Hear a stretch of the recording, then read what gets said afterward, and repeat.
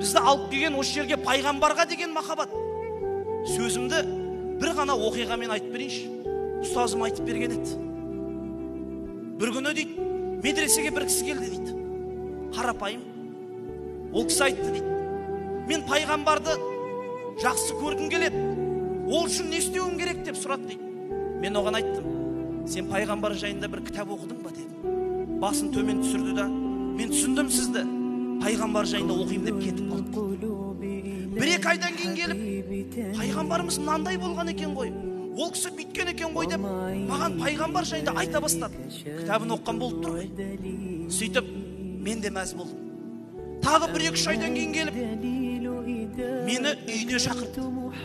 Үйіне барсам, үйіндегі өзінің бөлмесі толған пайғамбардың аты жазылған суреттер. Мұхаммад саллаллаху алейхи уассалама, пайғамбардың аты, пайғамбарға айтылған салауаттар, сондай жазылған суреттерді іліп қойыпты. Адам біреу жақсы көрген кезде соның суреттерін іле бастайды ғой. Футболистікі болса, әншінікі болса, актердікі болса.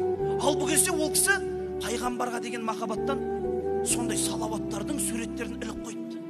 Кітаптарын қарасам, бірыңғай пайғамбарымыз жайында айтылған кітаптар, пайғамбарымыздың өмір баяны жазылған кітаптар. Сосын сұрадым, нан барлығын неге ала бергенсің? Нанның барлығын бөлмеге неге толтырдың деп сұрадым. Сол кезде ол айтады, көшеде пайғамбарымыздың аты аталған бір сурет көрсем, кітап көрсем, сол жерден өтіп кете алмаймын. Қатты ұялам. Сосын соны сатып алып үйге әкеп оқимын деп айтады. Сөйтіп бір таңырқап кеттім дейді. Тағы да бірнеше ай өткеннен кейін медресеге келіп, қолы дірілдеп, көзінен жас ағып тұр дейді. Не болды десем, мен пайғамбарды түсімде көрдім. Пайғамбарды түсімде көрдім деп айтады дейді.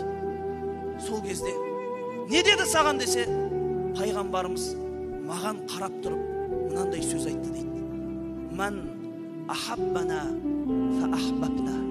Кім бізді жақсы көрсе, біз де оны жақсы көреміз деп айтты. Мұмындар, пайғамбарды жақсы көрген жүректер бүгінгі мәулітке келіп отыр. Иншалла, пайғамбарды сіздер жақсы көреді. Алла разы болсын.